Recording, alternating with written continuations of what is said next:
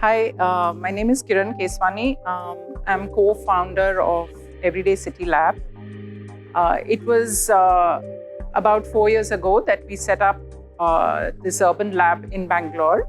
The focus of the lab since then has been to understand the everyday life of the city and its relation to public spaces.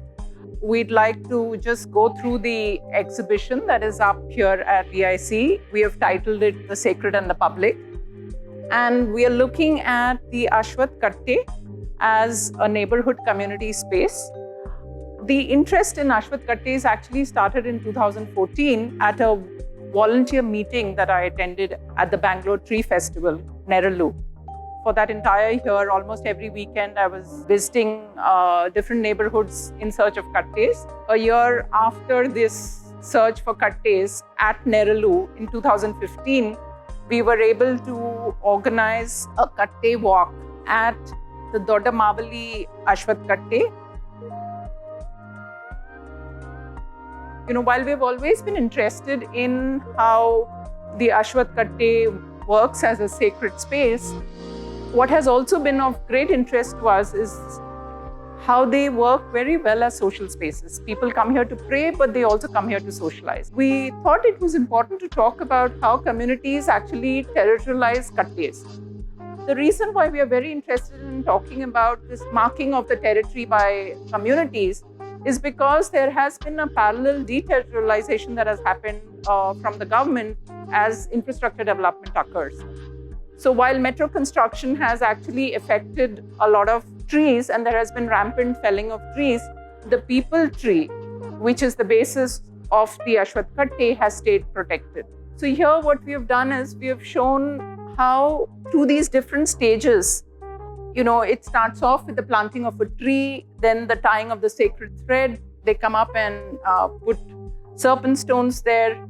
Gradually a platform is built. In some cases, a shrine also comes up. This is what happens as far as the sacred space part of the katte is concerned. But what additionally starts to happen is that informal vending also starts to happen. People also sort of begin to gather here just to have conversations with each other. So in the Western context, for example, there is this idea of a third space, which is you have home as your first space, work as your second space, and there is this concept of a third space. I think in the Indian context, for women, the temple and the Ashwath Katte becomes that third space. A temple or a katte allows them that freedom. What we also find is that a lot of elderly groups hang around there. In fact, in Chickpet, at the Ranganatha Swami temple, which is quite a formal temple enclosure, we found that there are women from Chickpet who are Marwari women who actually hold their meetings, their regular monthly meetings, and they have their bhajans inside the temple complex.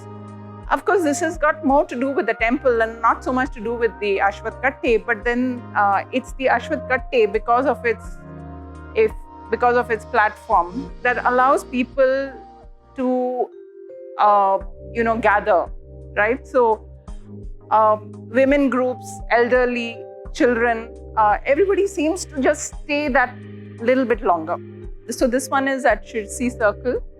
There are no gates so while there is a temple, they don't really close the gates.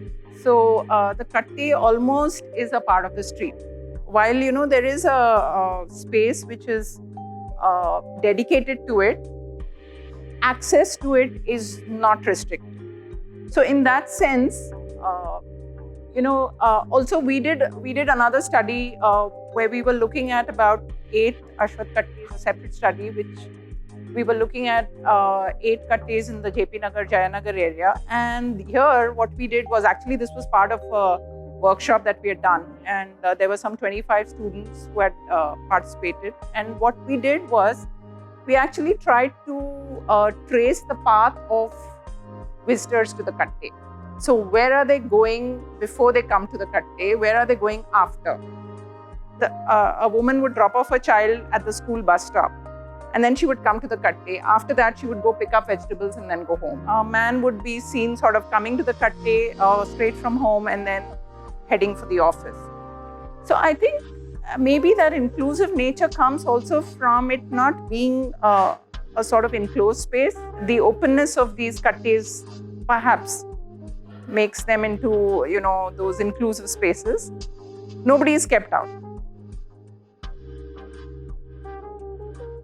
So we've been looking at about closely detailed observations we have done of 20. One of these 20 has been this set of ashwath kattes at Kuri Maidan. The reason why I say set of, because there's one ashwath katte, which is a peepul tree and a platform, and that's the tree around which everybody does the pradakshina. Next to that, there is another one where, as you say, mostly men hang out.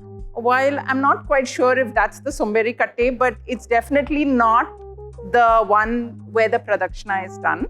So I think there is sometimes some of them are the sacred spaces, solely sacred spaces. Some of them, if they become only social spaces, then yes, maybe you don't see women there. We were really keen on also focusing on how some of them are, in spite of the religious significance that has kept them protected. We have been very keen on now pointing out that some of them are vanishing.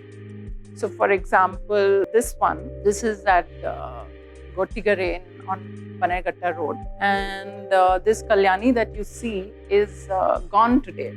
It's been covered up like this. Similarly, on Banerghatta Road, this one, it's a ashwath katte which is right outside of the Meenakshi temple and actually opposite the Meenakshi Mall. It used to be a really beautiful ashwath katte, but if you look at it, this is how it is today, because infrastructure development and metro construction is sort of wiping them out. All is not lost. So we have been documenting some ashwath kattes. We had a lot of people who volunteered. So, whatever we have actually got here, our learnings, insights have actually come from different volunteers, research associates, interns over the last 3-4 years. There was a volunteer program. We called it the 100 Katte Mapping Project, but we have got about 75 kattes mapped, a very simple documentation. And we have actually got QR codes now for all of this. And in the book that we brought out in 2019, we got the Azim Premji University Research Grant in 2018.